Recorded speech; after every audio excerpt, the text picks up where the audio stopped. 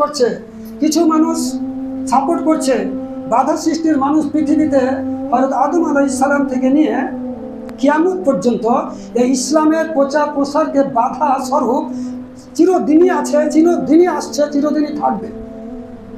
থাকা সত্ত্বেও সেই আল্লাহর হুকুমকে পালন করার জন্যই সারা বিশ্বজগৎ এই দিনের কথাবার্তা বলার জন্য জেহাদ, লড়াই, আরও কিছু আন্দোলন সমস্ত কিছুই করছেন। কেন? আল্লাহর ভয়ে, যে আল্লাহ আমাদেরকে দায়িত্ব দিয়েছেন, এই দায়িত্ব আমাদেরকে বহন করতেই হবে। এই দায়িত্ব যদি আমি না বহন করি তাহলে আমাকে কিন্তু শাস্তি ভোগ করতে হবে, আপনাকেও শাস্তি ভোগ করতে হবে, সবাইকে শাস্তি ভোগ করতে হবে। এই কথাটা পাচ্ছি কোথায়? কোরআন হাদিসেই পাওয়া যায়। আল্লাহর নবী মুহাম্মদুর রাসূলুল্লাহ সাল্লাল্লাহু আলাইহি ওয়াসাল্লাম সমস্ত নবীর সেরা এবং সমস্ত মানুষের সেরা তো বটেই, অথচ সমস্ত নবীর সেরা। নবীগুলোর কাজ ছিল কি? এই আল্লাহর প্রশংসাগুলো, আল্লাহ কে, আল্লাহ কেমন, আল্লাহ কি জিনিস, আল্লাহকে কেমন করে মানুষকে বুঝাতে হবে, সেই বুঝানোর জন্য, আল্লাহ বুঝানোর জন্য সমস্ত নবীদেরকে আল্লাহ তাআলা পাঠিয়েছিলেন। শেষ নবী হযরত মুহাম্মদ মুস্তাফা সাল্লাল্লাহু আলাইহি ওয়াসাল্লামকে কি করলেন? শেষ নবী সর্বসেরা করে, নবীদের সব থেকেও সেরা করে তিনাকে পাঠালেন।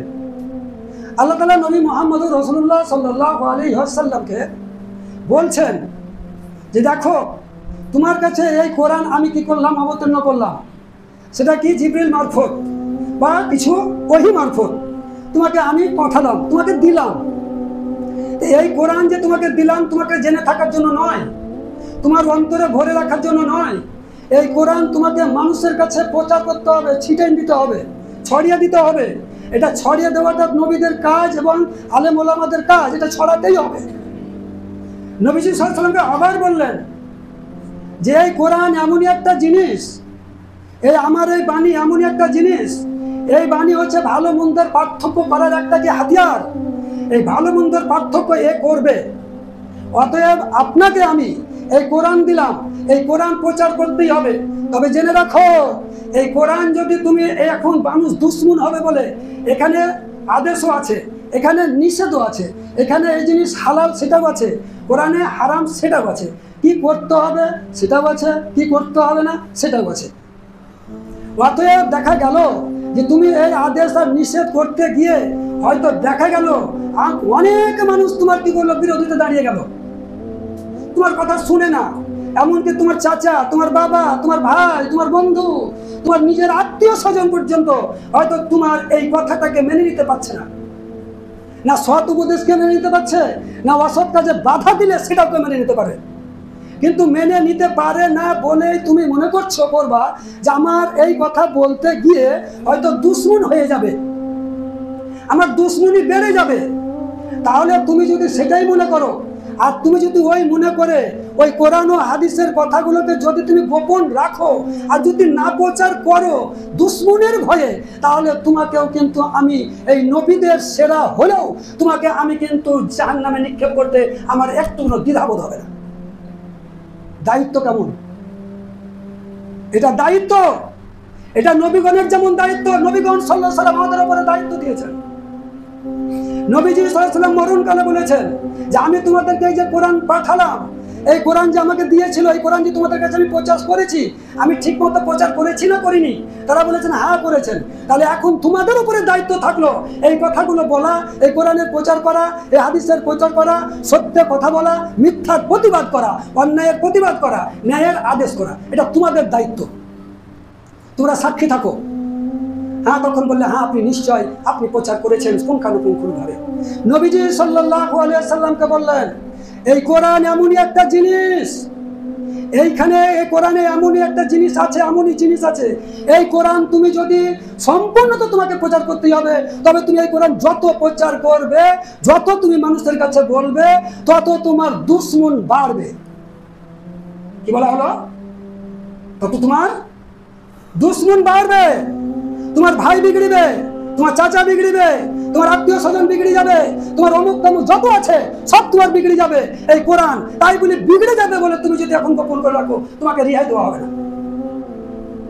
এখানে আমরা বুঝতে পারছি যে যে যত কোরআন এবং যত হাদিস মোতাবিক, ইসলামের নিয়ম নীতি মোতাবিক যারা যত থাকবো তাদেরকে তত মানুষ আমাদেরকে আমল দেখাবে এবং কটাক্ষ করবে। তাই বলে আমরা গড়িমসি করে চলবো, তাদেরকে রেহাই দেওয়া হবে না। রেওয়াজ দেওয়া হবে না, ধরে রাখেন। আল্লাহ তাআলা আমাদেরকে কি করেছেন? নামাজ পড়তে আদেশ দিয়েছেন, নামাজ পড়তে হবে। রোজা রাখতে আদেশ দিয়েছেন, রোজা রাখতে হবে। হজ করতে আদেশ দিয়েছেন, হজ করতে হবে। যাকাত দিতে আদেশ দিয়েছেন, যাকাত দিতে হবে। মদ খেতে নিষেধ করেছেন, ছাড়তে হবে।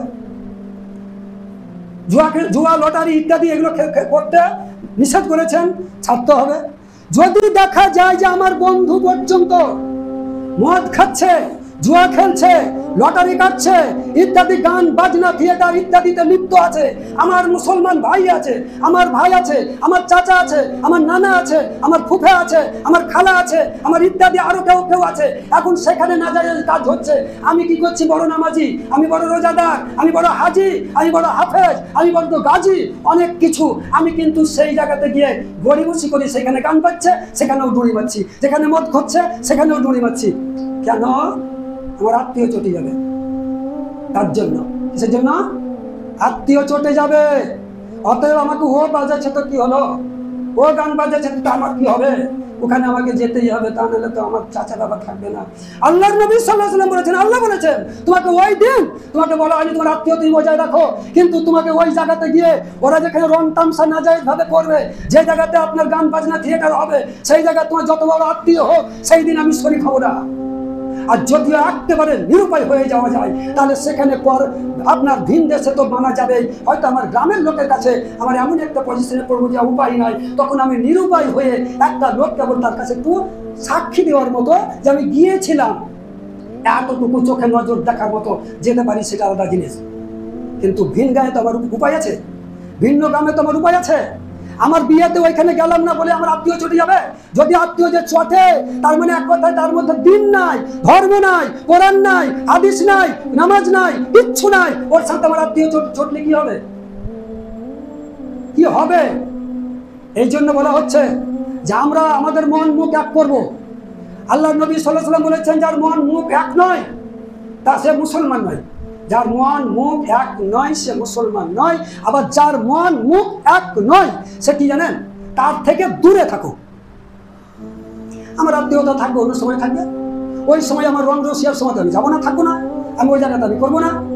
দরকার হলে আমার আত্মীয় স্বজন দেখবে যে আমার বিয়ে শাদী লাগিয়েছে, কোনো কিছু গান বাজনা তৈরি করেছে, গান বাজনার অনুষ্ঠান করেছে, আমাকে যখন দাওয়াত দিতে আসবে, আমার কর্তব্য হবে, ভাই আপনি আমাকে দাওয়াত দিতে এসেছেন, ভালো কথা, কিন্তু ভালো কথা একটাই কথা যে আপনি কি ওই বাড়িতে, আপনার বাড়িতে বিয়ে শাদীতে গান বাজনা বক্স ইত্যাদি করবেন না? করবেন না?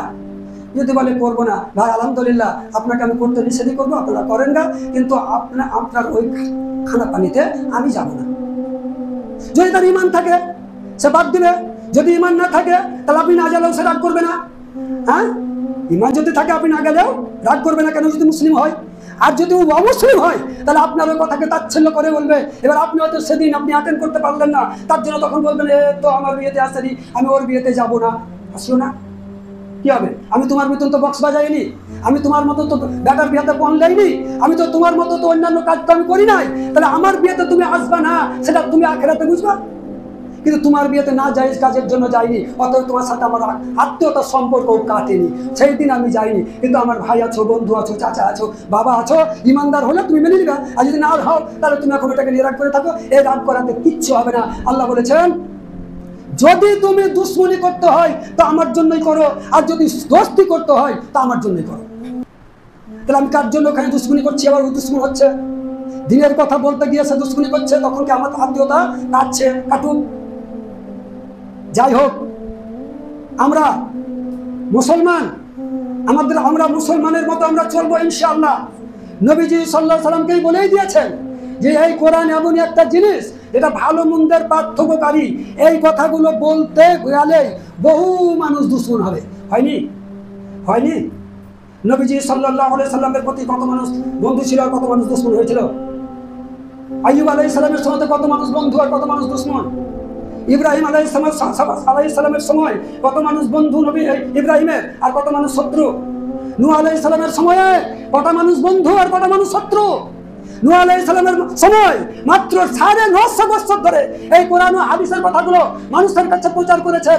মাত্র 82 থেকে 80 জন, 80 বা 82 জন লোক তিনার বন্ধু ছিল, বাকি সব শত্রু ছিল। কি হয়েছিল? তারা জিতেছিলেন না হেরেছিলেন? নূহ আলাইহিস সালাম হেরেছিলেন না জিতেছিলেন? ইউনূস আলাইহিস সালাম হেরেছিলেন না জিতেছিলেন? আপনার উহুদের যুদ্ধে ঈমানদাররা জিতেছিলেন না হেরেছিলেন? আরো ইত্যাদি ইত্যাদি। যারা মুসলিম, যারা কি করে শত্রু করতে, মানুষকে ভয় করেনি সত্য কথা বলতে, তারা হেরেছিলেন না জিতেছিলেন? জিতেছিলেন। আগুনে ইব্রাহিম আলাইহিস সালামের শত্রু গাদার গাদা হয়েছিল, আগুনে পুড়তে হয়েছে, সেখানে আল্লাহ স্বয়ং করেছেন, সাহায্য করেছেন, আগুন থেকে আল্লাহ তাআলা রক্ষা করে দিলেন। ইউনূস আলাইহিস সালামকে আল্লাহ রক্ষা করে দিলেন, পানি থেকে মাছের পেটে কি করে ভরে দিয়ে তো এখানে কি থেকে যা, ভালোভাবে হেফাজত থাক। কেন থাকলো?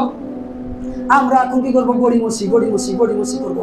গড়িমসি করলে কিন্তু আমাদের ইমানের খাতরা। আল্লাহ নবী সাল্লাল্লাহু আলাইহি ওয়াসাল্লাম বলেছে সূরা তওবার মধ্যে, তওবার মধ্যে বলা হয়েছে কি? সূরা তওবার মধ্যে 23 নম্বর আয়াতে, যে যদি না